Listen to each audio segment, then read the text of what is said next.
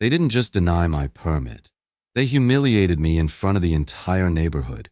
I still remember the flicker of those cheap fluorescent lights in the Maple Ridge clubhouse that night. The room smelled like stale coffee and old carpet cleaner, the kind of scent that clings to your clothes and your nerves. I had walked in holding my file folder, application neatly filled out, photos printed, everything in order. I thought this would be routine, just a quick approval for my RV parking permit so I could keep it in my driveway when I wasn't on the road. Nothing more, nothing less. But the moment I saw their faces, I knew something was off. The HOA board sat in a stiff little row, perfectly pressed shirts, smug smiles. At the center of it all sat Richard Holt, the HOA president, a man who spoke like every word he said was carved in stone. His tie was too tight, his watch gleamed under the buzzing light, and his eyes looked at me like I was something he had already decided to crush. He tapped the gavel twice, the sharp knock echoing around the room. "Ms. Malone," he said, dragging my name out like it was a burden to pronounce. "We've reviewed your request, and frankly, it doesn't align with the aesthetic standards of Maple Ridge." A few of the board members nodded, not because they believed him, but because that's what people do when they're afraid to disagree. I tried to smile, to stay polite. "Mr. Holt, the RV is clean. It's newer than half the cars on this street. I even offered to park it behind the fence line." He cut me off, leaning forward. "That's not the point. You see, Maple Ridge is a community of order, not chaos." His tone sharpened, slicing through the quiet murmurs of neighbors sitting behind me. "We can't have driveways turning into campgrounds. People like you set a precedent. People like me." Those 3 words burned. I looked around, feeling every pair of eyes on me. The retirees clutching their folders, the couple who always smiled at me in passing but now stared at the floor. Even the air conditioner seemed to go silent. I opened my mouth to defend myself, but Richard slammed the gavel again. "Permit denied," he said flatly. "Next item." Just like that. No vote, no discussion, just dismissal. As I gathered my papers, my hands trembled. My cheeks burned with a mixture of anger and disbelief. I wanted to shout, to demand fairness, but something about his smirk stopped me. It wasn't just authority, it was enjoyment. He wanted to humiliate me. He wanted to make an example out of me so no one else would ever question him. When I walked out of that meeting, the cold night air hit me like a slap. My heart thudded so loud I could hear it in my ears.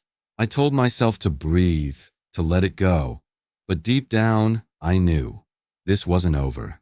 Maple Ridge wasn't the peaceful neighborhood I thought it was.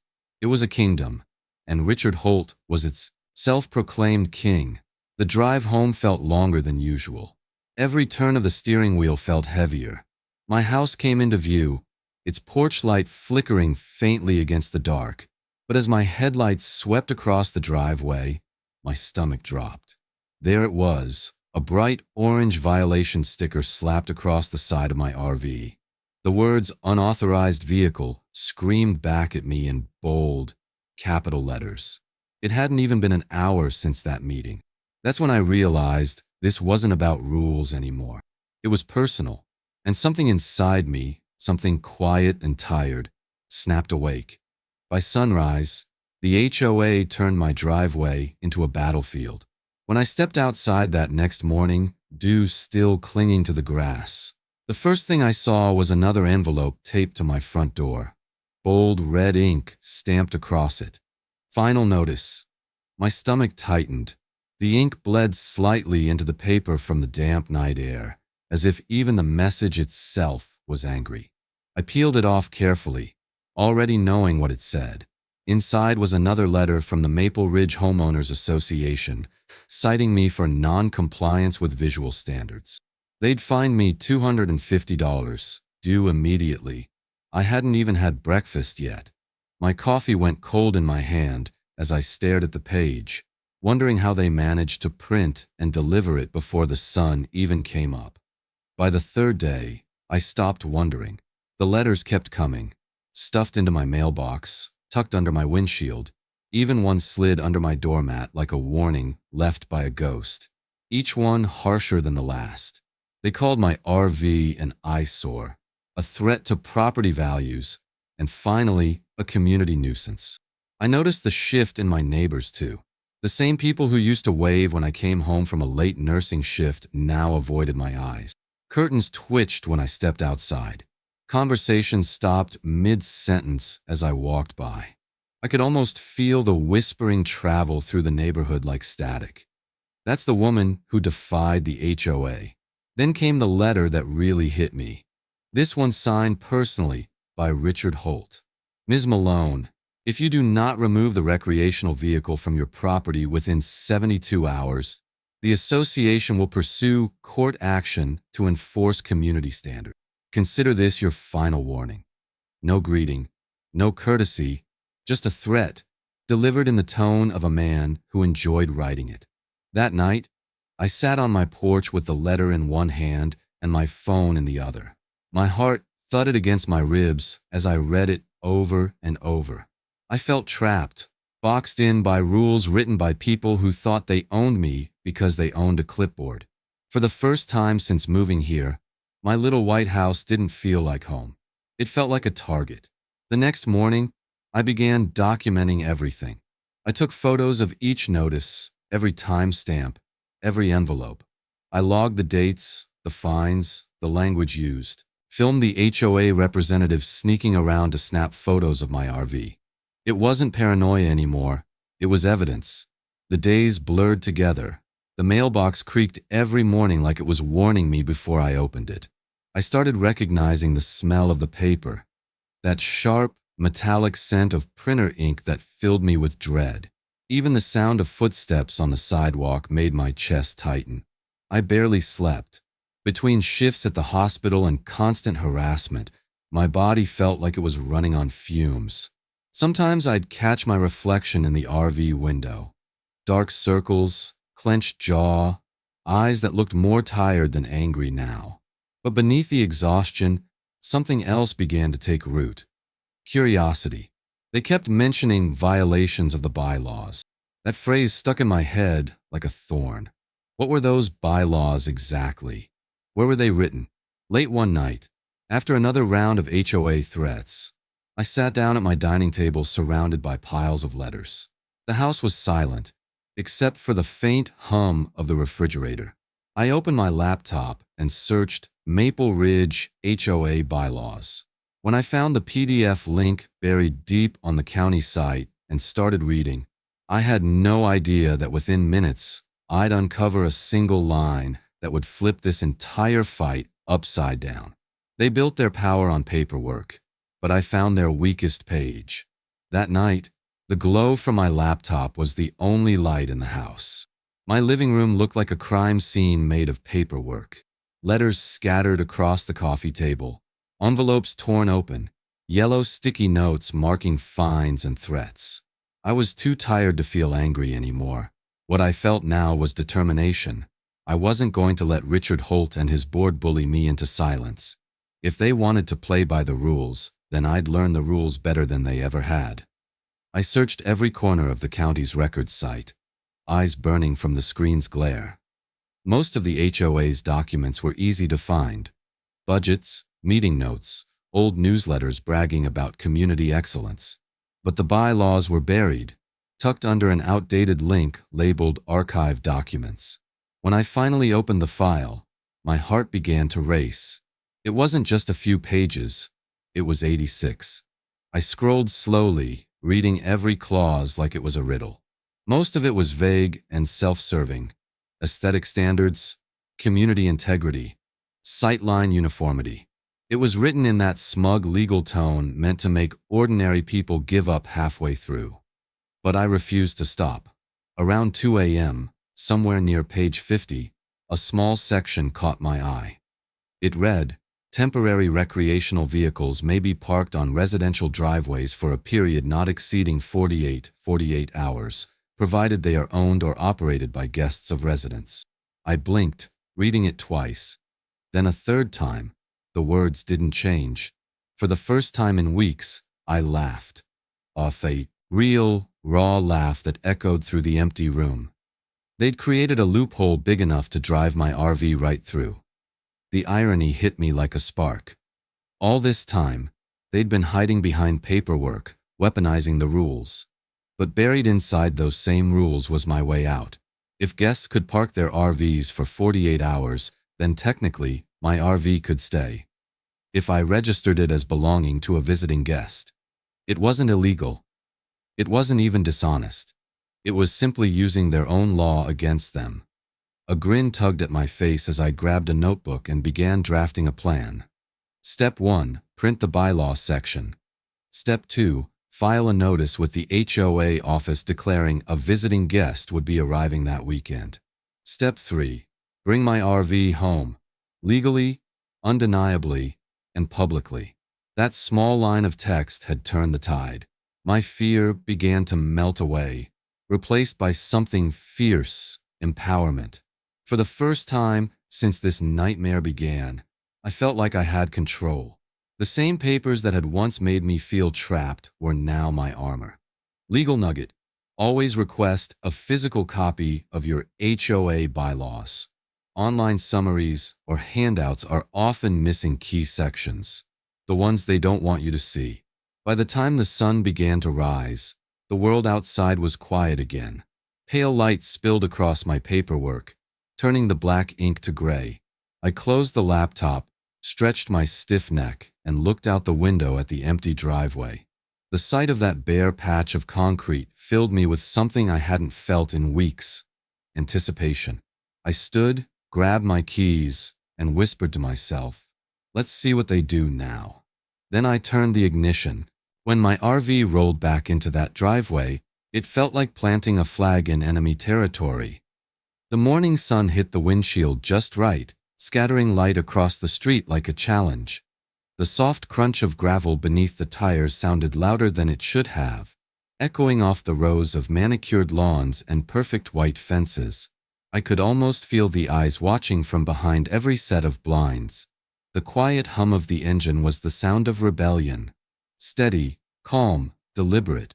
I had spent the night before printing out the clause from the bylaws, the one that allowed temporary guest parking for up to 48 hours. I'd highlighted it, laminated it, and tucked it into a folder like it was my own personal declaration of independence. Today wasn't just about bringing my RV home. It was about taking back my dignity. As I eased the vehicle into the driveway, I spotted movement 3 houses down. A curtain flicked open, then another. By the time I stepped out, the entire street seemed to have frozen. Lawnmowers stopped. A dog barked once, then went silent. And then I saw him.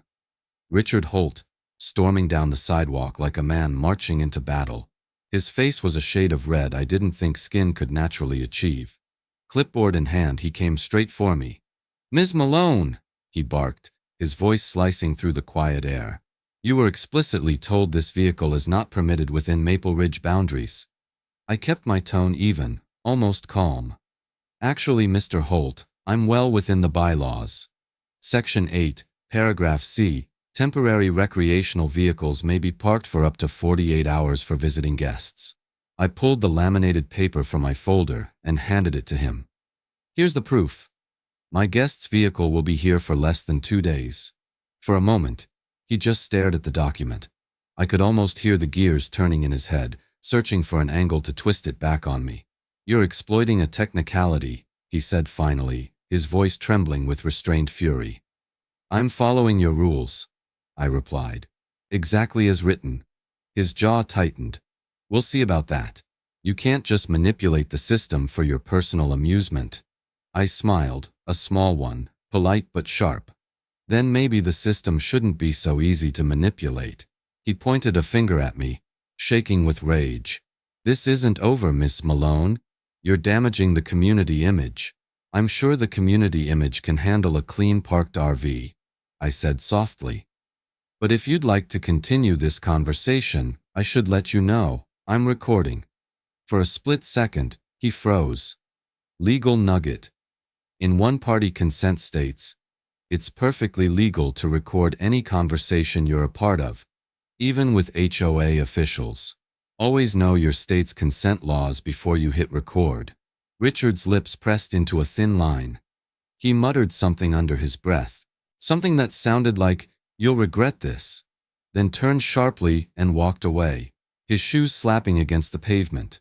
I watched him disappear into his house, blinds snapping shut behind him. The rest of the day passed in uneasy silence. No one spoke to me, but I could feel the stares, quiet, disbelieving, curious. Some neighbors smiled faintly when they thought no one was looking. Others turned away. By nightfall, the street was still. The RV stood gleaming under the porch light, proud and defiant. I felt a small spark of peace, the kind that comes when you know you've taken back even an inch of your freedom. But around 2 a.m., that peace shattered. A low rumble echoed down the street. Heavy, mechanical, growing louder. My eyes flew open. Through the curtain, I saw headlights creeping toward my driveway, chains rattling in the dark. They'd come from my RV. The sound of metal chains outside my window felt like an ambush. At first, I thought I was dreaming. The clinking echoed faintly through the still night. A metallic rattle that didn't belong in the quiet of Maple Ridge. But when I heard the low growl of an engine idling and saw blue-white lights flickering across my ceiling, my heart dropped. I threw off the blanket and ran to the window. There it was.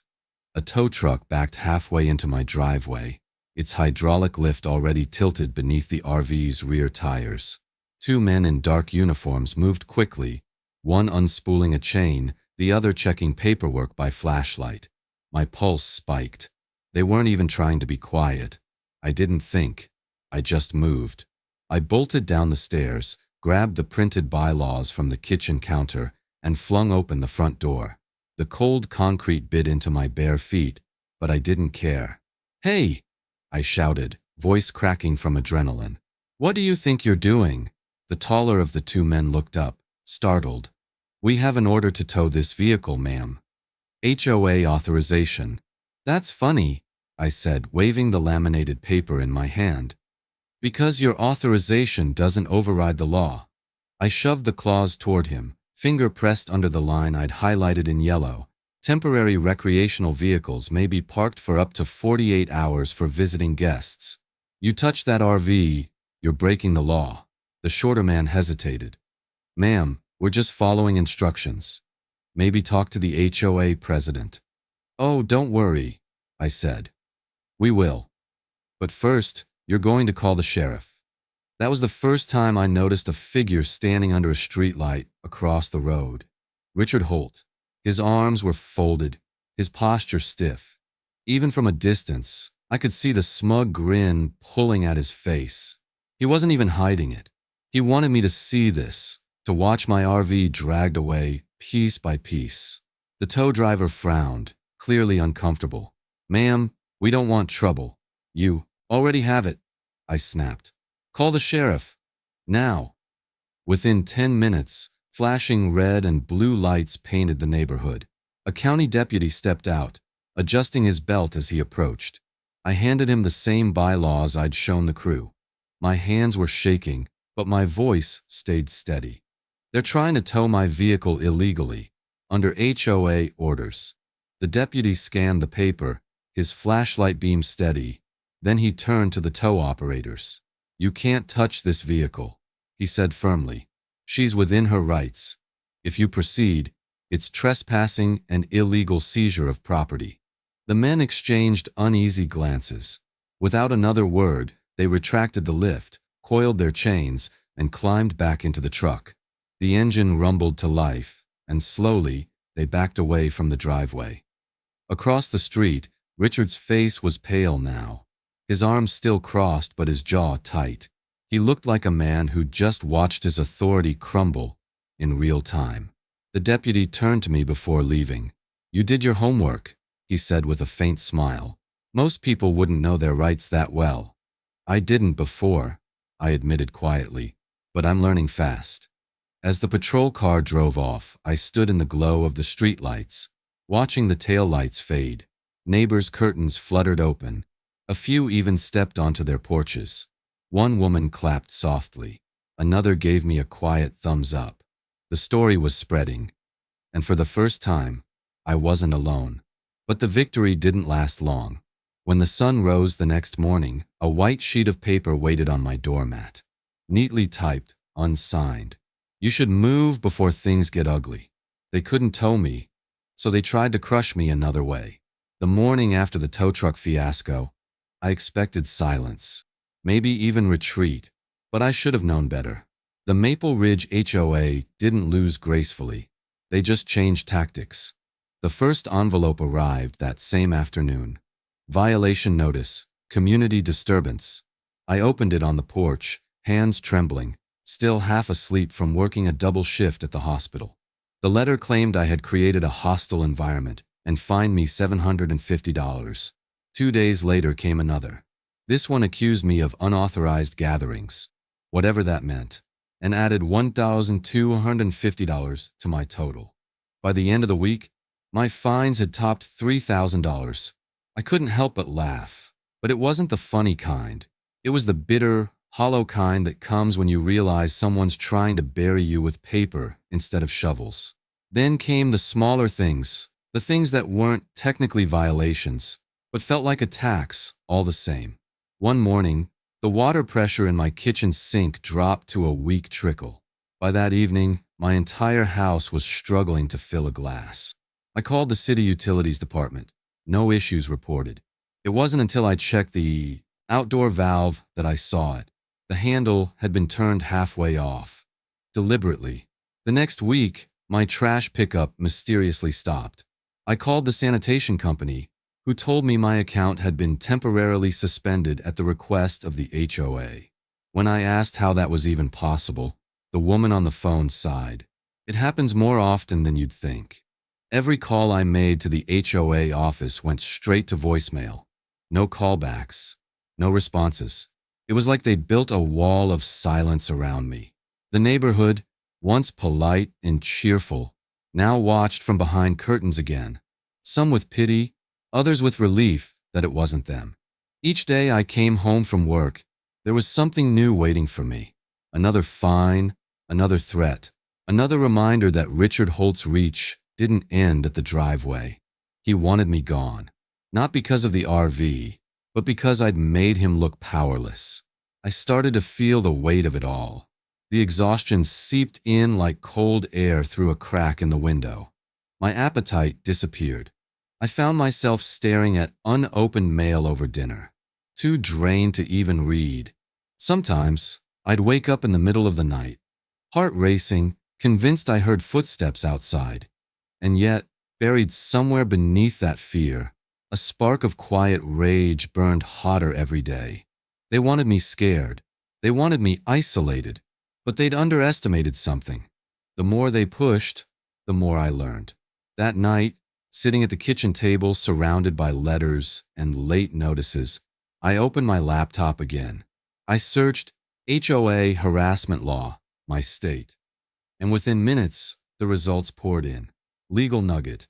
Harassment or retaliation for lawful actions, like filing complaints, attending meetings, or disputing fines, is illegal under most state HOA statutes. Boards that abuse authority can be fined, removed, or even dissolved by county order. For the first time in weeks, I didn't feel powerless. I printed out the state law, slipped it into the same folder that held the bylaw clause, and drafted a new email, this one to the county housing department, formally reporting the HOA's conduct. It felt good, controlled, purposeful. When I stepped outside for air, the night was quiet again. My RV gleamed under the porch light, stubborn, unbothered, unbroken. I stared at it for a long time, then smiled to myself. A wild idea was starting to take shape. If they hated one RV, what would they do with 50? That question hit me one sleepless night as I sat at my dining table, surrounded by unopened fines and stale coffee cups. My complaint to the county was pending, but I was done waiting for permission to exist peacefully in my own neighborhood. I wanted to do something Richard Holt and his entire HOA couldn't ignore. Something loud, legal, and impossible to control. I opened my laptop, logged into a few RV community forums, and started typing. Free camping weekend. Outside Maple Ridge HOA, public road, legal, peaceful. Bring your campers, your flags, and your stories. Let's show them what community really looks like. I expected maybe a few messages of support, a couple of RV enthusiasts cheering me on from afar. But within hours, my inbox started filling up. Retired veterans, traveling families, digital nomads, even a few nurses like me. They all wanted in. The post went viral in the RV community, faster than I could refresh my screen. By Friday afternoon, the first few rigs began rolling in. White, silver, blue, each one unique. The low rumble of diesel engines echoed down the main road as campers lined up along the grassy shoulder just outside the Maple Ridge entrance. The smell of barbecue soon mixed with the faint hum of generators and laughter. Kids ran between vehicles. Folding chairs appeared. Someone set up a portable grill. Another unfurled a banner that read, "Freedom to Park." I stood by my driveway watching it all unfold, equal parts nervous and amazed. It was like watching a quiet rebellion come to life. Strangers had shown up not just for me, but for everyone who'd ever been bullied by an HOA or told they didn't belong. Of course, Richard appeared within the hour. His golf cart screeched to a stop at the gate, clipboard clutched tight in his hand. His eyes darted from one RV to another, mouth gaping in disbelief. "What is this circus?" he shouted, stepping out. "You can't do this. This is private property." I held up my phone, camera rolling. "Actually, Richard, it's public road access." He turned to the officers who had just pulled up in a cruiser, pointing toward the line of campers like he was leading an arrest. "You need to clear them out. They're disrupting the community." The taller officer leaned against the car, clearly unimpressed. "Sir, they're not blocking driveways, not trespassing, not violating any laws. This road isn't under HOA control. It's county maintained." Richard's voice rose another octave.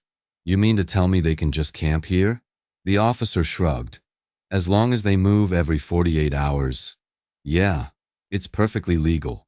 Richard's face flushed crimson. His power was evaporating in real time. Legal nugget.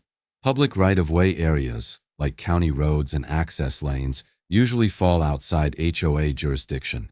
Unless the HOA legally owns the land, their authority ends. At the property line, always confirm boundaries through county maps. As the officers left, one of them gave me a subtle nod before driving off. The campers cheered. Music started playing from someone's speaker, and the night transformed into something magical.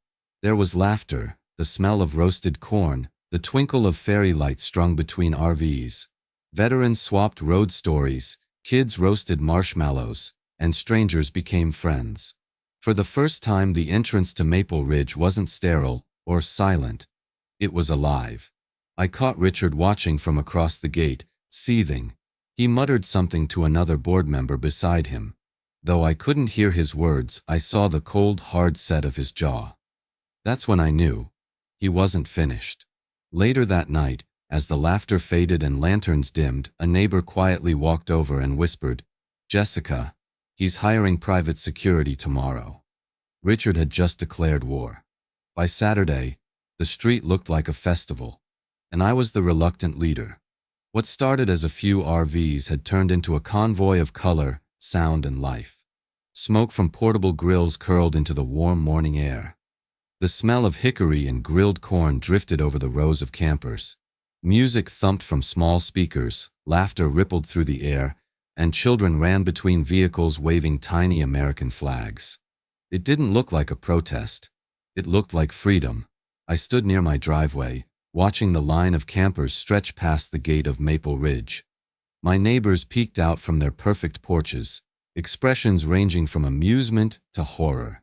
For the first time since moving there, the neighborhood wasn't sterile and silent. It was human.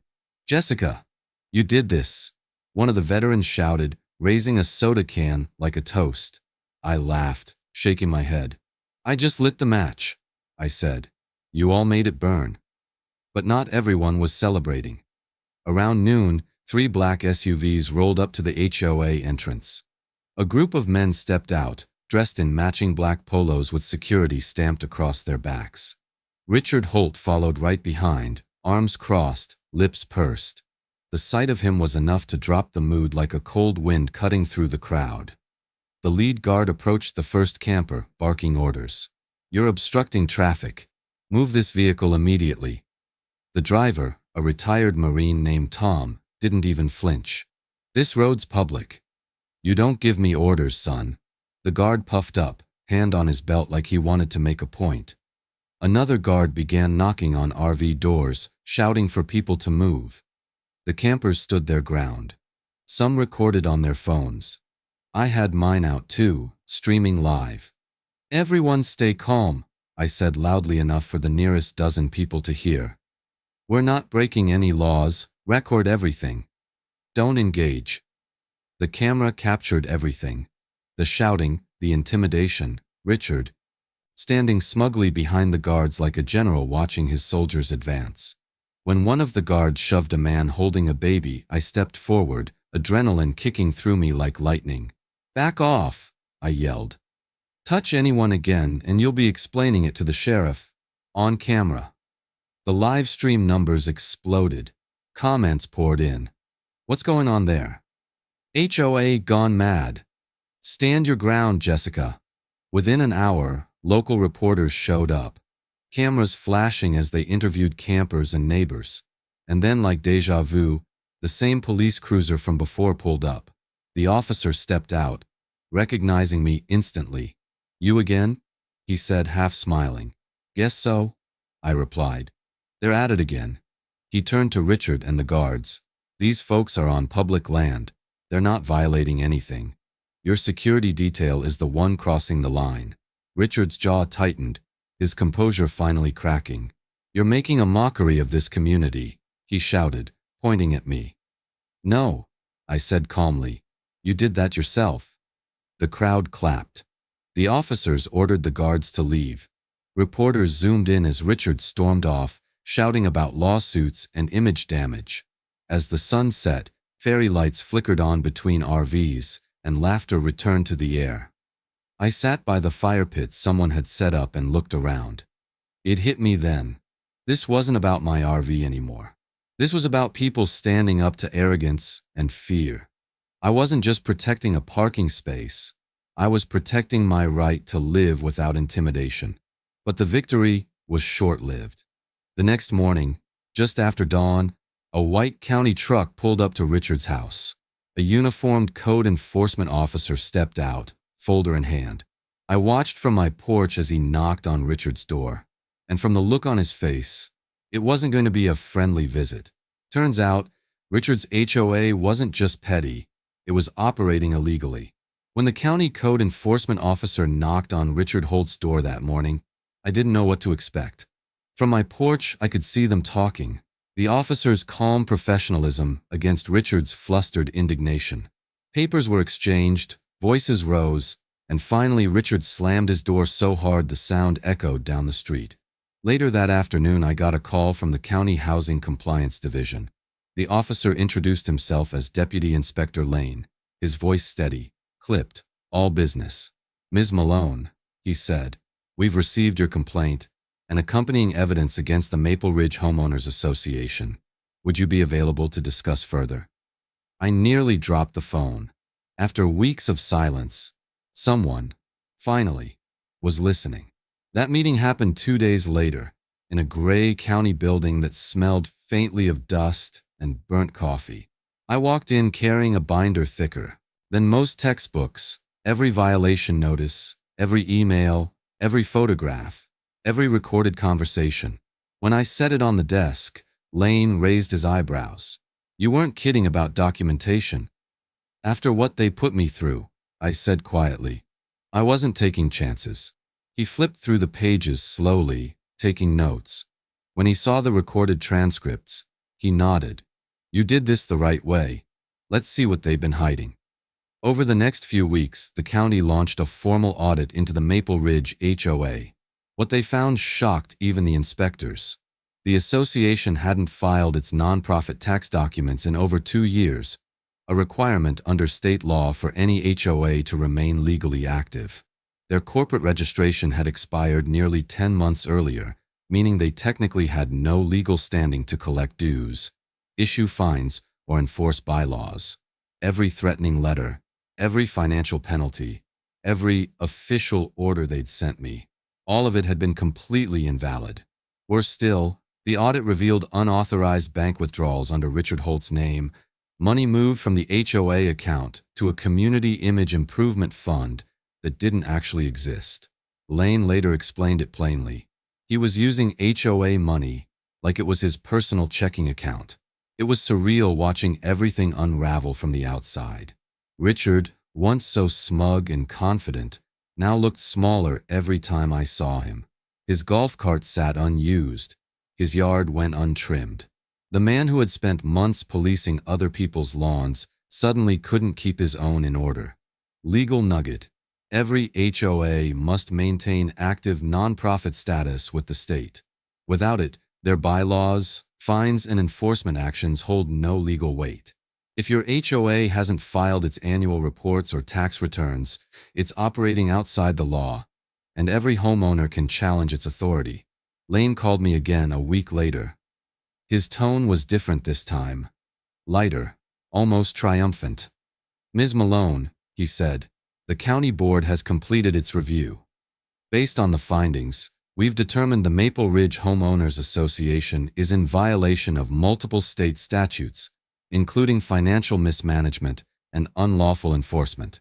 He paused for a moment before finishing. "Effective immediately, their authority is suspended pending reorganization." I sat there in silence, the words sinking in. All the nights of fear, humiliation, and exhaustion, every threat, every letter, had led to this. Through my window, I could see Richard standing by his mailbox, phone pressed to his ear, pacing in frantic circles. For once, his confidence was gone. The man who had built his identity on control had lost it all, by his own hand. And just like that, the tyrant of Maple Ridge had fallen. The same man who once called me the neighborhood disgrace now avoided eye contact in public. For weeks after the county's suspension order, Maple Ridge didn't feel like the same place. The neat lawns were still trimmed, the pastel mailboxes still gleamed under the afternoon sun. But the air had changed. The whispers that used to follow me now followed Richard Holt. I'd see him walking to his mailbox, shoulders stiff, sunglasses on even on cloudy days, pretending not to hear the murmurs. The man who used to patrol the streets like a self-appointed sheriff now couldn't look anyone in the eye. It was poetic, in a quiet kind of way. The real reckoning began when the county's subpoenas arrived. Every HOA board member received one, delivered by an officer who knocked politely but firmly on each door. The papers demanded full disclosure of financial records, meeting minutes, and personal communications regarding community funds. The rumors spread like wildfire. People who had once feared Richard began comparing notes, realizing how much money they'd been charged and where it had mysteriously disappeared to. At first, Richard tried to spin it. He went door to door claiming it was all a clerical misunderstanding. But the county's audit told a different story. Tens of thousands of dollars missing, payments authorized to fake vendors, checks written to consultants that didn't exist. When the county scheduled a public hearing, almost the entire neighborhood showed up. The meeting was held in the same clubhouse where he'd once humiliated me. I remember walking through those doors, the fluorescent lights humming overhead, the same bitter smell of old coffee clinging to the air. But this time, I wasn't the one standing alone in front of the crowd. Richard was. He stood at the podium, papers shaking in his hands. Gone was the confident posture, the arrogant smirk. He looked older somehow, sweat beading at his temples, tie slightly askew. "This is a misunderstanding," he began, voice tight. "Every expenditure was made in the best interest of maintaining Maple Ridge's standards." Someone in the back shouted, "You mean maintaining your bank account?" The crowd murmured in agreement. Another resident, an older woman named Mrs. Conway, stood up, waving a copy of her HOA statement. "You charged us $300 for community landscaping, but the landscapers said they haven't been paid in months." Richard tried to talk over her, but the room wouldn't have it. The board members shifted uncomfortably beside him, heads down, avoiding his gaze. When my turn came to speak, the room quieted. I stood slowly, holding the same binder I'd brought to the county office. The evidence that started it all. "Mr. Holt," I said evenly, "you told me my RV was a threat to community image. You fined me, harassed me, and tried to make me a warning to everyone else.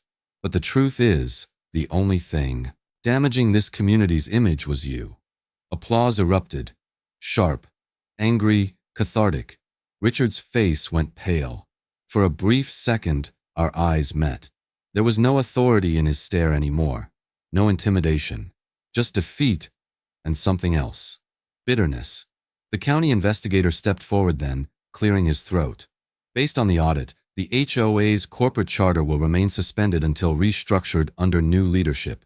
Mr. Holt, you are hereby prohibited from acting in any HOA capacity pending further review of financial misconduct." Gasps rippled through the room. Someone whispered, "He's done." The investigator continued, "A community vote will determine a temporary homeowners committee until elections can be held." And just like that, the empire Richard built, one of fear, fines, and fake authority, collapsed in the very room where it was born. As the meeting ended, residents surrounded me, shaking my hand, thanking me. One neighbor even hugged me, tears in her eyes. "You did what we were all too scared to do," she said. I wanted to tell her it wasn't courage, it was survival. But I let her believe it. By the time the crowd cleared, Richard was still at the podium, collecting his papers with trembling hands. I started to leave, but as I passed him, he leaned slightly toward me. His voice was low, almost a hiss. "You think you've won, Jessica?" he whispered. "This isn't over." I stopped just long enough to look him in the eye. "You're right," I said quietly. "It's not. But this time it's your turn to answer for what you've done." His jaw tightened, but he said nothing. As I walked out of that clubhouse, the night air felt different.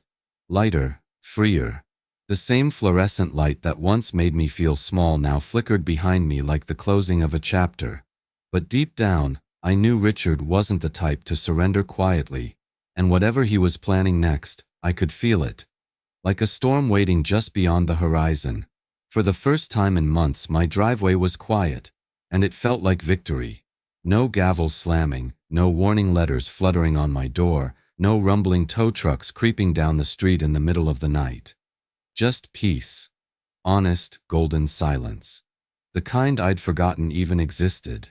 After the county's decision, and Richard Holt's public fall from grace, the Maple Ridge HOA effectively dissolved. The board members resigned one by one, each blaming the other for the scandal. For weeks, the neighborhood functioned without any leadership, and to everyone's surprise, it didn't fall apart. Lawns still got mowed, neighbors still waved, trash got collected on time again. Life continued, but lighter, freer, more human. One Saturday morning, a group of residents gathered at my driveway. They brought coffee, pastries, and more gratitude than I knew what to do with. Mrs. Conway from down the block hugged me tight. "You reminded us this community belongs to the people who live in it," she said. I laughed softly. "It was never about winning," I told her. "It was about reminding them they couldn't take our voices away." A few days later, I got an official invitation from the interim committee. They wanted me to serve on the new board once Maple Ridge restructured. For a moment, I considered it. After everything, maybe I could help rebuild it the right way. But the thought of sitting in that clubhouse again, of hearing another gavel echo off those walls, made my stomach turn. I smiled and declined. "I don't want power," I said. "I just want peace." They understood. From that point on, my RV became something of a landmark. Kids walking home from school would point and smile. Neighbors brought their guests over just to show them the RV that beat the HOA. Someone even painted a small wooden sign and stuck it by my mailbox that read, "Freedom parked here." Every time I saw it, I felt a quiet swell of pride. Not because I'd won some battle, but because I'd survived it, with my dignity, my home, and my sanity intact. Legal nugget. Homeowners can vote to dissolve or reform their HOA. Most states allow it through a majority petition or community-wide vote. The law exists to protect residents when leadership becomes abusive or mismanaged, and Maple Ridge had proved exactly why that right mattered. In the months that followed, something remarkable happened. People started talking again, really talking. Neighbors who had been divided by fear and gossip began helping each other repaint fences, clean up gardens, and share weekend dinners. The sense of community that Richard had smothered under fines and threats finally started to bloom again. I still kept my binder of evidence, not out of paranoia, but as a reminder. A symbol of what happens when ordinary people refuse to bow to corruption. Sometimes, on quiet evenings, I'd sit outside with a cup of coffee, watch the sunset reflect off my RV, and feel something close to peace settle in my chest. The fight had changed me, made me stronger, yes, but also softer in the right places. I'd learned that real strength wasn't about confrontation, it was about endurance. For a while, it seemed like the story was over. The chapter had closed, but peace has a way of never lasting long in Maple Ridge. One cool autumn morning, I opened my mailbox to find a crisp white envelope with no return address. I unfolded the letter inside and froze. Announcing the formation of the new Cedar Grove Homeowners Association, founded by Richard Holt. I stared at the paper for a long moment, a wry smile tugging at my lips. So the king had found a new kingdom. A year later, I stood in front of a state committee, telling them how one HOA tried to silence me, and failed. The hearing room smelled faintly of paper and disinfectant. Rows of men and women in dark suits stared down from a long mahogany bench, pens poised, faces unreadable.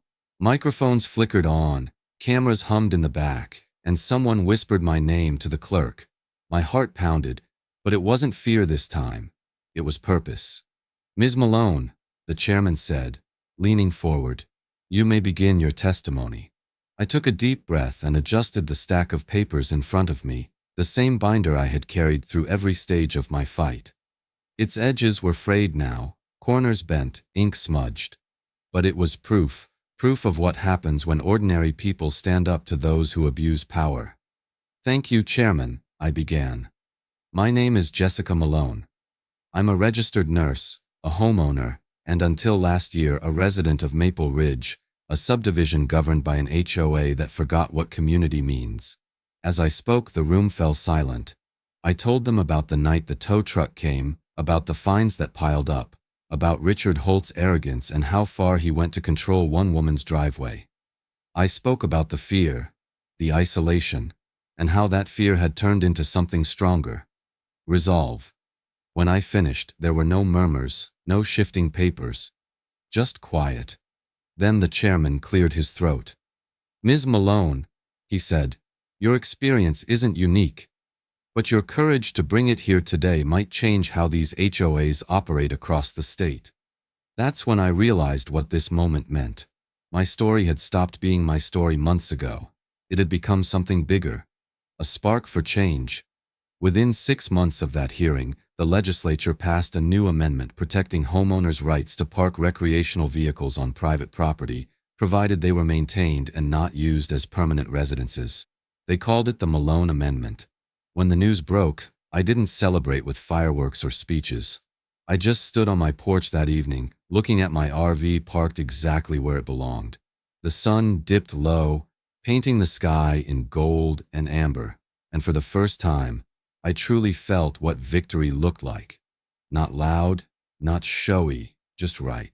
That year changed me in ways I never expected. I'd started as a woman who just wanted to be left alone, someone too tired from work and life to care about politics or bylaws. But somewhere between the humiliation, the late-night research, and the confrontation, I found a version of myself I didn't know existed. Someone who could fight and win, even when the odds felt impossible. I learned that courage doesn't always roar. Sometimes, it just quietly says, "Not today." There were so many lessons buried in those long, sleepless months. I learned that most HOA boards aren't made of monsters, just people who forget they're servants, not rulers. I learned that knowledge of the law is the sharpest tool anyone can carry. And I learned that when you stand up, even once, you give everyone else around you permission to do the same. Legal takeaway: homeowners have the right to question, record, and challenge HOA actions. Never take threats at face value. Check filings, demand documentation. And remember, your property belongs to you, not a committee. Even after Richard's downfall, I still get messages from strangers who saw my story online. People from across the country, veterans, single parents, retirees, sharing their own battles with overreaching HOAs. Some won, some didn't. But all of them found hope knowing someone like me had stood her ground and changed the law. One message stays with me. It came from a woman in Arizona.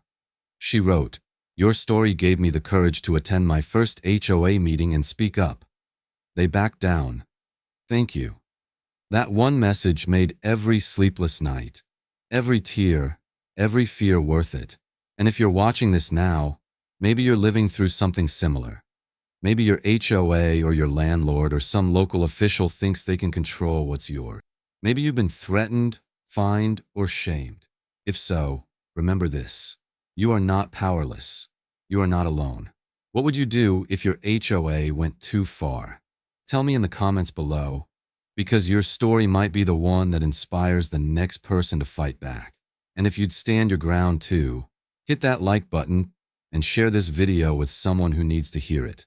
Because the truth is, the system only works when ordinary people refuse to be quiet. As I finish speaking before the committee, one of the state senators nods slowly and says, "Ms. Malone, on behalf of this state, thank you for standing up." I smile. I didn't do it for the state. I reply, I did it for everyone who was told they didn't belong in their own driveway.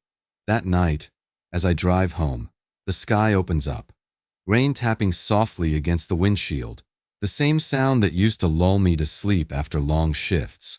When I pull into my neighborhood, the porch light flickers on automatically and my RV gleams under it. Clean, defiant, beautiful.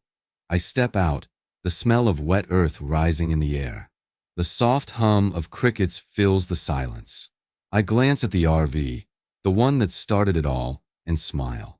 Camera pans to Jessica's RV, parked proudly, lights glowing, as her voice fades. Freedom doesn't always come in grand gestures. Sometimes, it starts with one parked vehicle and the courage to say, "This is my home."